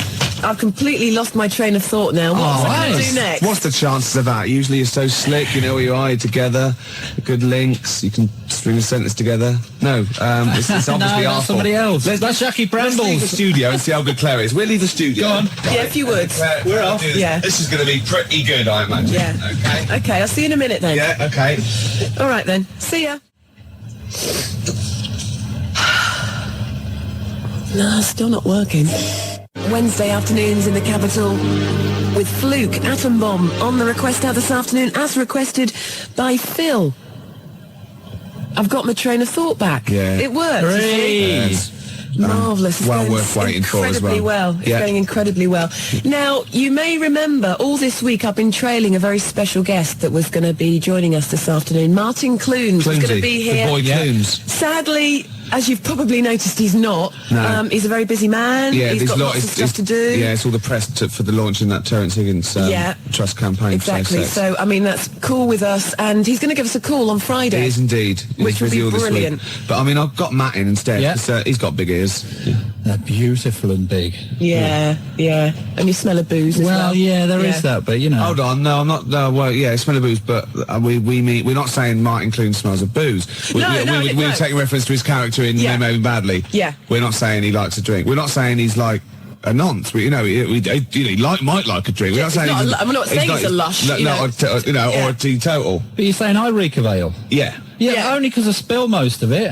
Yeah, well, it's that It's not my fault. After the, after 18th one. after the accident. It was Yeah, balancing it on yeah. their backs that didn't go down I too felt well. terrible the other day, though. Yeah, it's regular as clockwork. On the hour, his right arm starts going, Yeah. then his left hand starts going, Yeah. and if he's got a beer in it, it goes all over the place. It's a bit messy, doesn't it, man? Pavlovian conditioning, though, isn't it? Yeah. Since the age of 14, you can't keep his wrist still. The best thing to come out of Birmingham, so says Steve in Surrey. Ricky, the best thing to come out of Birmingham is yourself when you leave. What? If you were to go to Birmingham tomorrow Oh, and then for the leave day it. and then leave Birmingham the I'd be the next best. day, you'd be the best thing to come out of Birmingham. That's a compliment. Excellent. That's not what even better than Pig from Pipkins. Presumably. Well, presumably. The best. It says the best. That's it. I don't think you're ever going to leave Birmingham if you go there again after saying about the people in Leamington Spa. But they can't- They're getting a lynch squad together at the moment. Luckily, they can't hear us Because they've got no ears. because the little radio waves that we do just die after That's the true. M25. They go, oh, and that was Mulder and Scott. And then it's just quiet. Yeah, Tumbleweeds. yeah. Yeah. We are the tumbleweeds. Carl Graham, gas mask Grimshaw. Oh yeah, Mummy, my head's getting hot again. Are you impressed? I am. It's Yeah. fantastic. You see, Wednesday afternoons at XFM means it's Matt's day. Matt, have you enjoyed yourself today? Yeah, wild horse wouldn't drag me away. No. No. I think you meant to say wild horses, actually. I know what I mean. Sturgis. Thank you. It's for the person who phoned or faxed in last week asking for Frente, and we didn't have it. And you said to me, Ricky, you can't say you don't have it, but I honestly didn't have it, but now I have it. So whoever wanted it, it's for you. Excellent. Does that make sense? Yeah. What I just said then? Probably, For someone. retired now. Yeah. To the country. I can't wait for Frenty anymore. Let's shoot off. So who have you've just had someone on the phone or on the fax saying I about was the voting for sneaker? the Sneaker Pimps if they're from Birmingham. I didn't know if they were Are or they not. I don't know if sneaker pimps are from Birmingham. Yeah, but but I'm- I think they are. Them small potatoes compared to the Sabbath. Yeah, the Sabs. Exactly. What is this obsession with Sabbath? I always thought Sabbath were a bit of like a joke rock band. Like, I can't believe you Them said that. Led Zeppelin is like the mould of the first rock gods, the greatest British band of what? Yeah, who have Led Zeppelin got an influence? You know what, they've influenced that whole brand of poodle rockers with big hair like Extreme. That's who they've influenced. That's not their Whereas fault. the Sabs, their influence has been really heavy, great rock bands like Nirvana and things like that. You know? Sabbath are the best thing to come out of Birmingham, Ricky. without It's any as shadow simple of a as doubt. that. Okay, let's do it up to Thursday. I want proper votes, right, on faxes, right? Who is the best, the most influential, the best band out of Led Zeppelin and Black Sabbath? You're Simple as playing that. with Then we- fire. then It's we like count up. comparing Bobby Davro to Tommy Cooper. It's honestly, I don't think so. I believe it is. I think it's like comparing, let's see, Go on. Europe Right. with Bernard Butler. Bernard Butler being Led Zeppelin. Black Sabbath. Wow, that's a bit abstract. But they're both completely crap. Yeah. Oh, whereas Bobby Davro's brilliant. So tomorrow, Ricky, you said tomorrow we're going to have a debate. It's like comparing something I don't like very much with something I like a lot more. yeah, But you well, like that's the fair enough. Smiths, so you're erring on the side of soft, aren't you? Whereas Sabbath are hard. Yeah, well, I like hard stuff as well. So you like Europe and hate Bernard Butler? No! Is that Other what way you're saying? round. Other way You round. you hate Tommy Cooper, but you loved Bobby Davro. How's that work? No! Well, that's what you're saying. They're twisting it, Claire. Please vote for me. I'm by myself in the No. studio. 0171 580 2000. Never vote for it. Led Zeppelin's better than Black Sabbath. A lot better today, by the way, because I've been ill all week with this cold. Yeah, the mucus fairy came in the night, did he? Yeah, he did actually. It was great. Well, Anyway, yeah. there's this fantastic thing from Bristol University. It was in the Times. Forget hot toddies. The best remedy for a cold is a cup of coffee, according to psychologists at Bristol University. Yeah. The drink largely eliminated the effects of having a cold. They reported after experiments with 100 volunteers. Trials with vodka had failed to show any beneficial effects on mood or performance. Were these trials by vodka, by chance, done around the Christmas party period? Yeah, they've got to make it look good. Oh, and the control can be coffee. Yeah, right, exactly. Vodka versus anything. Coffee, yeah. We do our own. Yeah, Vodka definitely. versus whiskey. Yeah, yeah. That's what that gold blend couple was always. They never come to the door going, it's not dribbling down. I've just come for some, oh, Jesus, love. Wipe your nose, you filthy, oh, Jesus. Because it obviously, You've been drinking vodka, haven't you? Not the coffee. yeah, oh no. Oh, you pissed in you. Got snot running down your mouth. Oh, and I fancied a good couple of...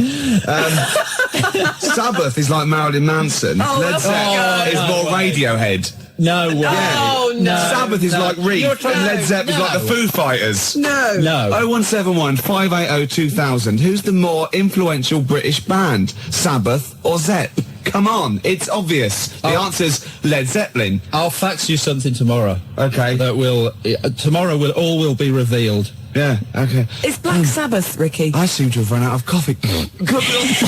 Come in, I've got some... Oh, sorry. I've been drinking vodka all day. 0171 It's 580 not getting any better. 2000. It's sort of a Led Zeppelin versus Sabbath type quiz. Yeah, It is, it's isn't it? not a quiz, is it? Yeah, no. Well, it is really, because there is a right answer. There is obviously a right answer. hello. Well, no. Objectively speaking, there must be a right answer. king of corruption. which has been, who has been more influential. We could trace it back. Of course, we're not the people who do it. From the Midlands. Yeah. Well, no, I'm forgetting the Midlands. Oh, really? now. We're forgetting the Midlands Just now. out of those two, it doesn't matter where they came from. Oh, it's a fun fight. Who is a more influential band on the world rock scene? Sabbath or Zeppelin? Sabbath. Zeppelin. Sabbath. Keenan's 2-1. This is 2-1. Right, I'll get rid of him now, and we'll be evens, and then it'll be on a vote. 0171 580 2000. We've got 10 more minutes to leave Campfield. Let's ask Campfield. Campfield. That is the... Hold on. Go and get him. We're just going to get him.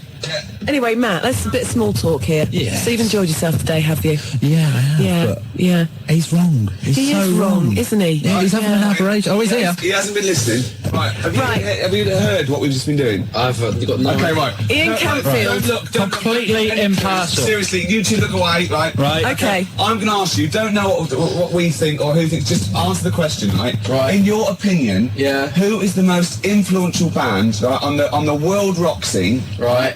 Don't give me any clues. No. We're not saying anything. Who, in your opinion, is the most influential band, the better band for you, and who influence more people, out of Led Zeppelin and Black Sabbath? And what scene? The rock scene. They're a rock the most scene. influential in rock and The pop. best band. Yeah. Best band. It's got to be Led Zeppelin. Yes! Yes! I'm taking that. Yes! That's it. You're scum. That is it. You're scum.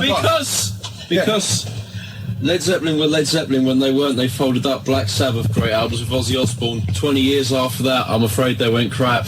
You didn't stipulate the Ozzy Osbourne people. You said, if we asked Campfield, that would be definitive. You said it, you laid it on the line, we didn't give any clues. Campfield said, Led Zeppelin, that's it, I'm happy with that. Play a record. Even talk to the listeners, Right, Sturgis. this is incredible. Don't even talk to them. Why? They're What's happened? David Keenan took all these, right?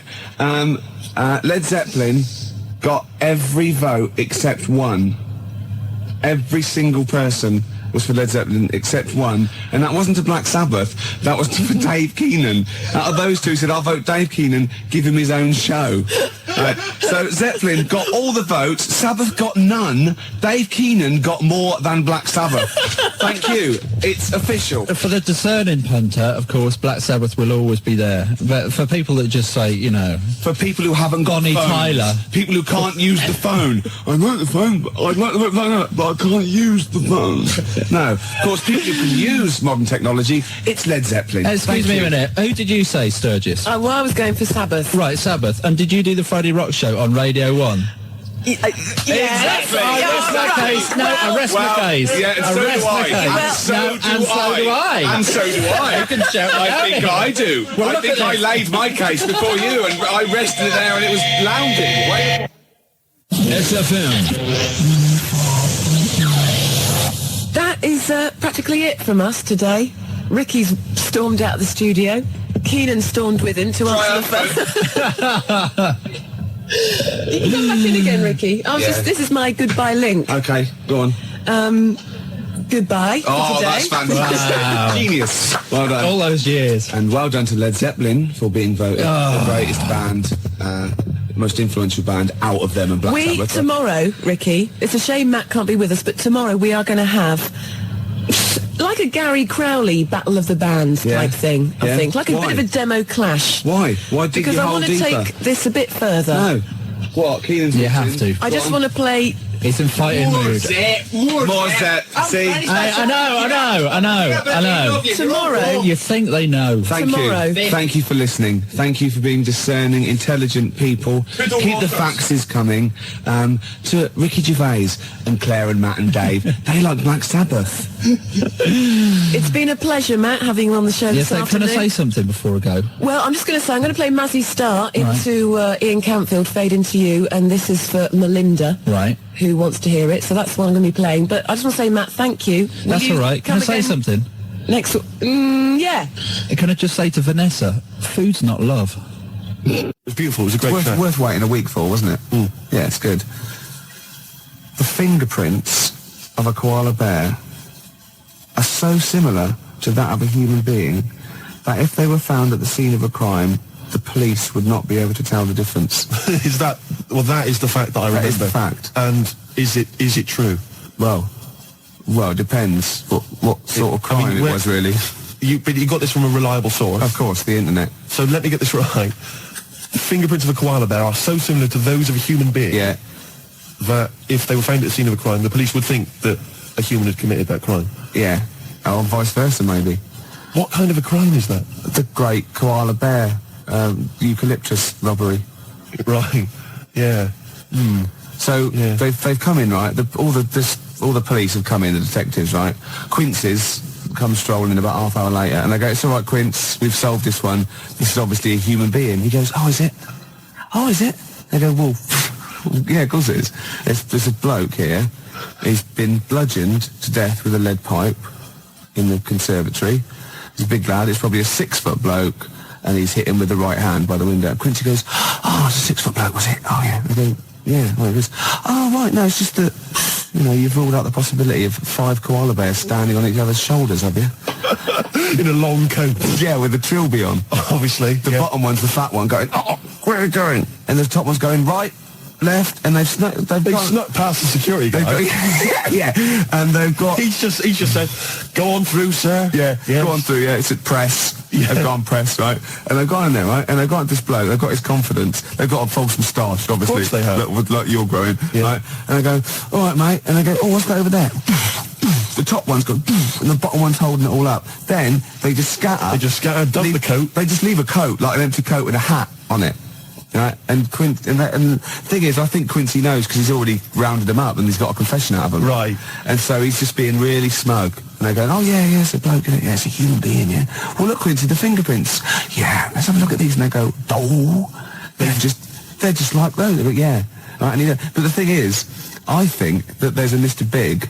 Do you? Yeah, he's up the tree getting stoned on eucalyptus going, he's counting his cash. He's just up there hanging loose, counting his cash. He's fingerprinted, he's got an alibi, and these pawns... They're not going to pin anything on Mr. Big. They couldn't. Because he's used those koala pawns in his... Yeah. He's a devilish fiend. Yeah, and they've done all the work. The little fat one, he's got bad shoulders now. Yeah. He's got 4 on him. And the tall one's got the little head with the trilby. He was at the top, because he can wield... like a lead pipe, or the hat fitted him. The hat. You got that letter?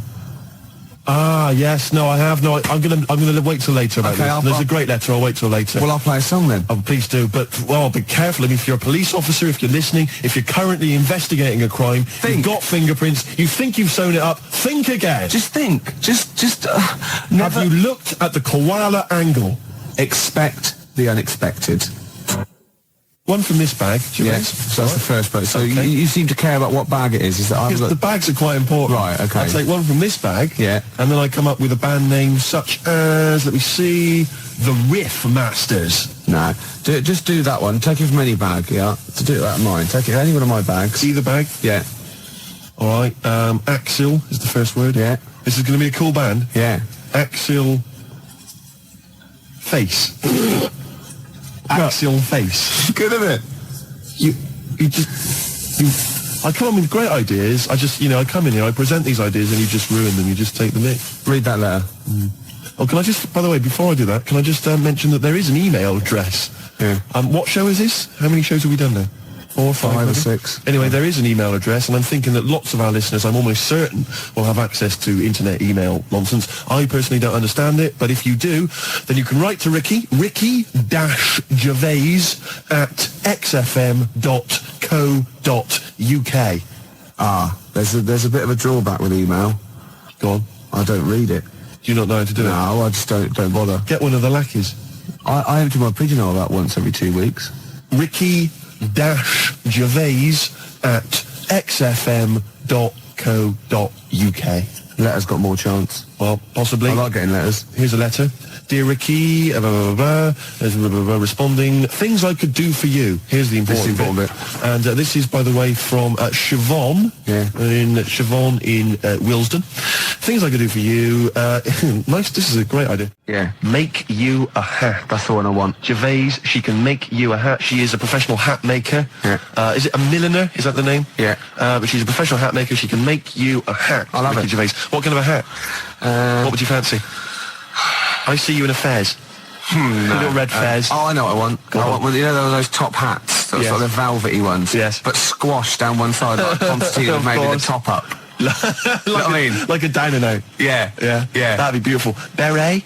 Never, no. Beret. What is that? What kind of hat is that? It's a frisbee. It's berets. It hasn't even got It's the when some bloke, he does philosophy for a week, or he's sort of doing French copy, and he comes in to the student union with a beret on and a goatee, and the first thing you do is take it off and throw it out the window. Of course you do. Because you're with the cool people, and he's going, oh, that's really funny, isn't it? Yeah. So mature. Yeah.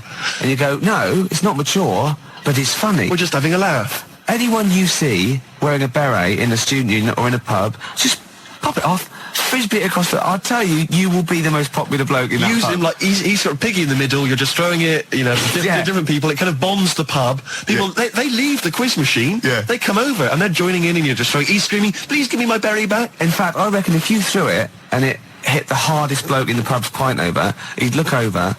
And they go, who did that? And I go, I did, but he was wearing it. And I go, fair enough, mate. And he, you know what I mean? Oh yeah, he goes straight to the guy that was wearing the beret. What kind of a hat? What kind of a hat is that? It's French. I mean, there's the point. That's the answer. I don't want to get you on French people. No, I know, but all I would say to you is he's got no brim. You see, that can be healthy. Can we get Siobhan in to measure me up for a hat? So Siobhan, maybe if Siobhan's listening, she could give us a call. Her mate makes clothes. So I could have the whole suit done. No, I was just going to mention that. She's got a friend, Catherine. She wants us to mention Catherine.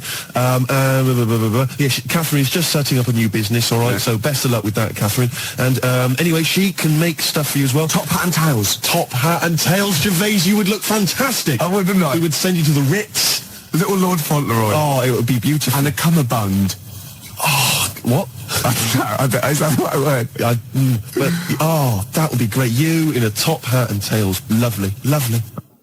Why does it matter which bag it is then? It's too complicated. Let's explain in a minute. Okay. You've got tickets to give away, Gervais. We've almost forgotten about it. Yeah. Well, I've got to think of some questions as well. All right. Well, let's just find out what the prize is first. Right. We've got a pair of Gus Gus tickets at Ulu for Friday the 13th of February. Right. Let me have a look. Can I just hand them to me? Look at that. Yeah. I'll just confirm that they're real. Of course they're real. I'm like that fella on the lottery. They always go to somebody, a member of the street, or somebody in a panto somewhere. Yeah. To choose the numbers, And I'm just going to be like that, just checking. I'll go. Just check that that's a real fork. Yeah. Don't check too. You've bent it. Right. You've bent it, mate. You've bent the fork, mate. Now I can't do the trick. Go on. So 2 tickets to see Gus at the University of London Union, Mallet Street, London, on Friday the 13th. All right, 2 tickets there. Yes, bona fide, Gervais. Yeah. What else have you got? Corner shop. All right, let me just check. Already both nights sold out. 2 sought after. 2 corner shop tickets here, plus Les Rhythm Digital. This is like a real prize on our show, isn't it? It's wonderful. That's on Wednesday the 4th of March, again at the University of London Union. All right, 2 tickets there for them. 2 tickets to Catherine Wheel, mate. To see Catherine Wheel, again at ULU, and Catherine Wheel plus special guests on Thursday the 26th of February. So we've got the tickets there. All right, so we got 6 tickets. Right, I've got a question. I've got a question for the first one. Okay, was that Gus Gus? Yeah. All right, so first one is Gus Gus. The question? A good, cool name there, Gus Gus. Does it matter which bag they would have been in? Right, okay. Yeah, and I'll take any answer. What, yes or no? Yeah, I'll take yes or no. I better remind them of the phone number. Please Hold on, 1 minute. 0171 580 2000. Call me! I forgot I'd done that one. So, yes, 2 tickets for Gus Gus. The question again, please, Gervais. Does it matter which bag they were in? And again, it doesn't really matter, yes or no. I just take anything. All right, Catherine Wheel. Have you got a question for Catherine Wheel? Catherine Wheel. Yeah, when I used to do it, when I was little, and we used to have a Catherine Wheel, my dad would nail it to the shed, set it at the light. Well, the nail was way too big and tight. You know what I mean? It moved a little bit, and then just... what we watched was this thing just burn out. It was more of a sort of like a Catherine blob. Catherine blob. Yeah, and the question is, that's all right, isn't it? It's not so much a question. The question is, that's all right, isn't it? And again, I'll accept anything. Right, I'd better remind him of that number again. Hold on. Give him the number. Hold on. We've got Catherine Wheel tickets to give away at the University of London Union. And the question is, not so much a question is, what was it? Catherine Blob. Catherine Wheel, blob. It's all right. Is that all right? Yeah, or something like that. 0171 580 2000. Call me on it.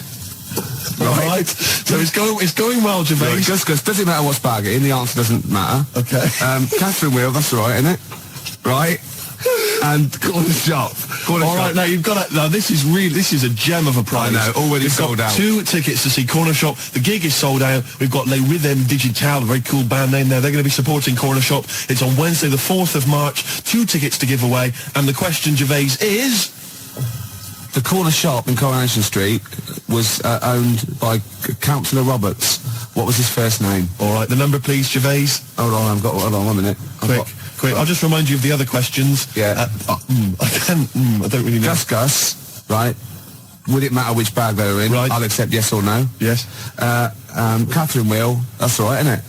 Again, anything. And corner shop. Councillor Roberts.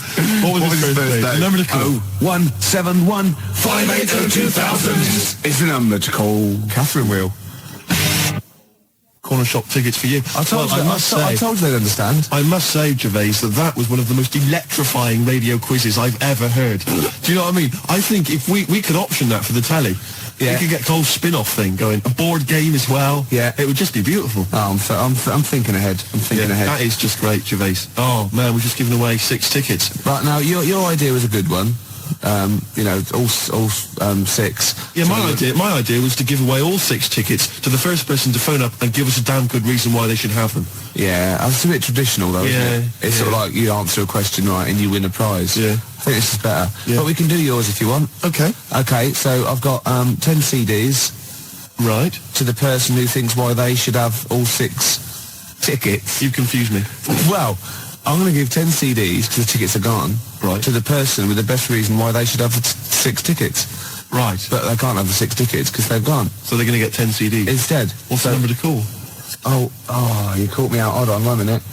Let me just rephrase that. Basically, we've got 10 CDs to give away. Yeah. If you can give us a good reason why you should have the tickets. Yeah. Which you can't have. Terps. Old newspapers. A lot of my audience carry around bags full of like old newspapers going back for a long time. I've no idea why. But everyone that ever speaks goes, "Are you Ricky Gervais?" I go, "Yeah." They go, "I've got these." And they're all old, tabloids. And I go, "What are the papers for?" And they look at me as though I'm mad, so I leave it. But, there must be a market there. It's not really the sort of ABC 1 category that I think a lot of advertisers are after, is it? Is there an Epsilon Minor category for me? The thing... I like them. I like my... all right, what's this? For example, right, Steve? This is the sort of quality, right? Okay. Whoever phones up for no reason at all, okay, sends me a CD. Right? Right? So call for absolutely no reason at all, right? And don't give your reason to him out there and send me a CD. What? I want the winner, right? I'll take caller number 0171 580 2000 is the number to call. Tinfoil hats. Are they trying to steal your mind? Buy tinfoil hats. That's the kind of ad you're going to have on this show, Gervais. Batteries. I've got loads of batteries. Don't use them. That was that. Oh, found that. What's that? What have we got there? Loads of newspapers. Gervais, the phone lines are buzzing. I know, yeah. The phone lines are buzzing. Yeah. I can't understand it. It's the same when another station gives away a holiday to New York. Yeah. It's the same reaction. Yeah. To whatever the hell it was you said. What was your competition? It was a good competition. What was it? The competition was someone's got to phone up for no reason at all, not give Nick the reason, and send me a CD, and they're the winner. The phone lines are buzzing. Yeah. Well, it's a good competition. How do you do this? It's a good competition. I cannot compute. Well, if you can't see that is a good prize to win, then there's something wrong with you. Sorry, I just can't understand it. I don't think it's my kind of humour. The competition is this, Steve. I think you're a bit wacky. Don't really understand. You're frightened, aren't you? You're frightened, and these people, not your phone up, but come into the studio. I know. You were scared last week, weren't you? He came in the week as well. I kind of like Barrymore, that sort of thing. I think he's really funny. Yeah. You know what I mean, Barrymore? No. Sort of Cilla Black. Steve, you're funny, but nowhere near as funny as me. Just with the calls and the competitions. But the competition, I think it just sort of goes over my head. Look, the competition is this. Oh, sorry to Mark Adams as well. Nick cut you off and he's a regular listener. The competition is this. Someone phones up for no reason at all. Yeah. Don't give the reason away. Send me a CD is the winner. It's the way you don't even use grammar. There's no need. Just use words. Yeah. Do you take the words that you say out of these bags? And is that how you form your sentences and your competition? I don't think of it as forming sentences. I think of it as when my head gets hot, I have to cool it down. And speech is the best thing. It's sort of like, do you know what I mean? I walk along the street and I have to talk, and it sort of cools it down. I've got some people who've called. John has called from North Harrow, Louise from Clapton, Claire from Hendon, Paul from Maida Vale. Yeah. I don't know why they called. No reason. I don't know who they are. No reason. Going back to the competition that you set, Yeah. I like that one. We've had a fella, Karl, from Catford. Yeah. Now, he phoned up to try and offer us a suggestion as to how we can receive money for free by begging for it without breaking the law. Oh, he's the winner then. And is he? Yeah. Well, right. So, The fella on the phones, the fella's man in the phones even managed to get a CD out of him, persuaded him to send us a CD. He used to be the winner anyway, even if he hadn't sent the CD. Yeah.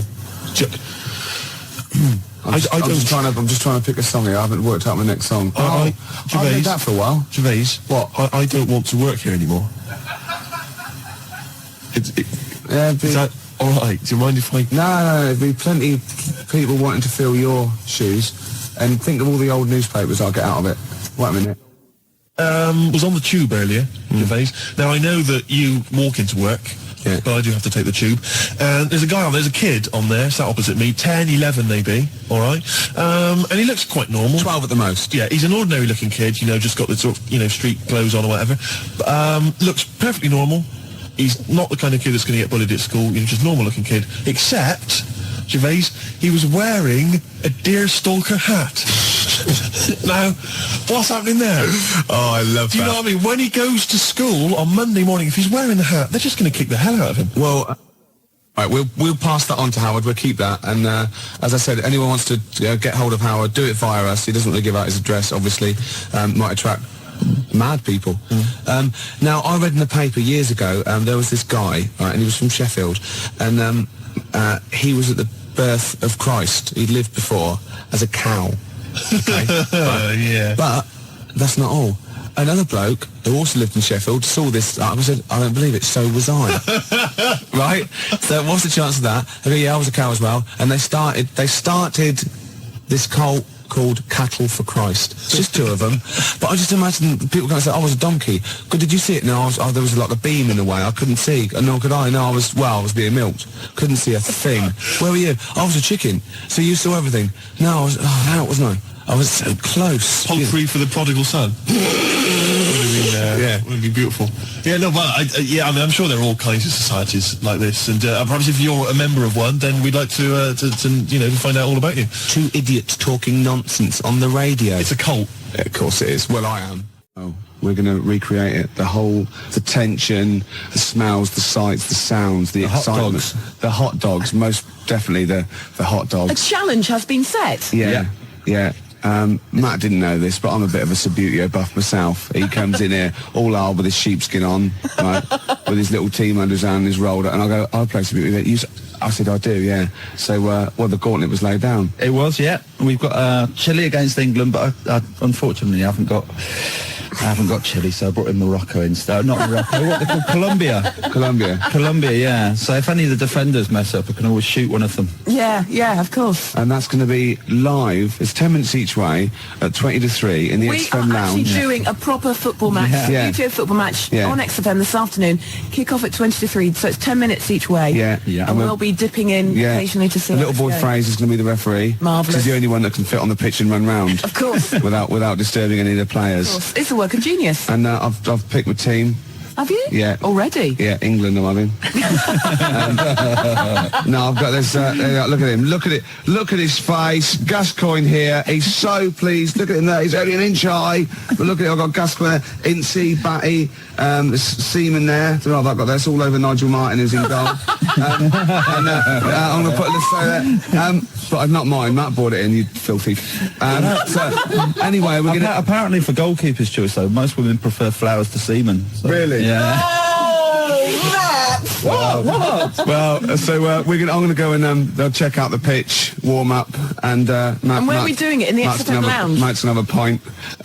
Yeah. Yeah, and we're live linked with referee and everything. It's going to be amazing, Claire. This is radio. This is what radio's meant to be like. Yeah. Two Football, grown men yeah. playing Subbuteo and doing semen puns. That is exactly what radio is meant to be. Yeah.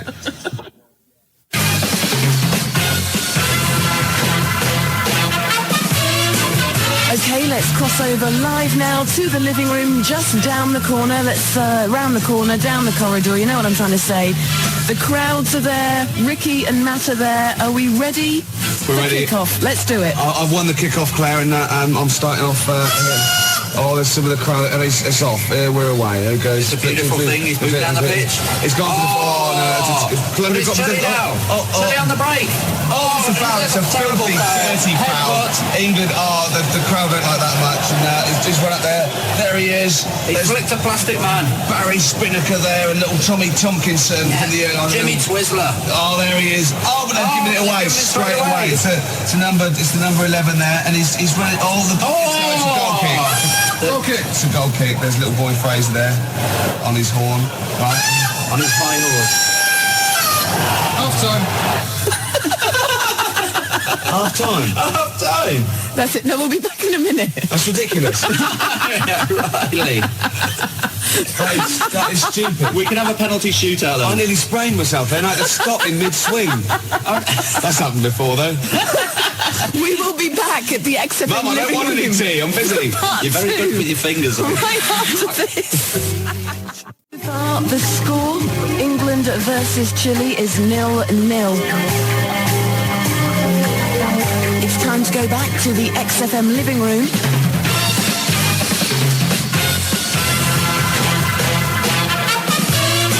For the second half of the match this afternoon, let's see how it's looking. Well, Claire, England are down to 10 men. I had to pull one of my players off at half-time. That's very kind of you. My boys only get oranges. I used to do that to mine, but they wouldn't put the tights on and have the bag over their head. But here we go. And it's look at that lovely ball there. A Hoddle-type ball into nowhere in particular. It's Chile again. They're Choma. They're in my... they fouled his own player. They've missed it completely. England move up there, and it's a dirty foul. It's a dirty foul. I'll take it. Quite a dangerous area. He's moving two. He's not... One, two. Here we go. I've never been in such close proximity to you, Ricky. England in possession again. Oh, look at this move here. Is that your after show? They're keeping it. They're playing with the ball now. It's a foul. He's going to take it quickly. It's there. Oh, it's dangerous. England in the 15-yard. Oh, so close. Still England's there. It's in a dangerous position. And it's 0-0. that is the end of the match then. So I guess what, extra time? Penalty shootout? Penalty shootout. Yeah, okay. Beckons. Right after this. So, as we recreate the England-Chile match tonight, this afternoon, in fact, here live on XFM, down there in the living room, we have Ricky and Matt. Ricky representing England on the Subbuteo table. Matt is doing the business for Chile, although he hasn't got any Chile team members. He's using the Colombia ones. But don't you worry about that. We cross over live now, back to the XFM living room. Go. Hello. Oh, here we are. Can you hear me, Claire? Tannoy's on. England are going to take the first penalty. It's just the best of three, and his goalkeeper keeps jumping up and kicking it with his back. His scorpion kick. Yeah, it's ridiculous. But can I just say as well, I feel slightly stupid because we could be in the studio pretending to play this, but we are two grown men. You really sprawled out. Absolutely. My knees are killing me. We've got the whole thing out. It took us about an hour to tape it down. I'm in trouble with me mum because I'm missing me tea. Yeah, right, here we go. Okay, so just very quickly, so the score is 0-0. This is the penalty shootout. Off you go. Yeah, okay.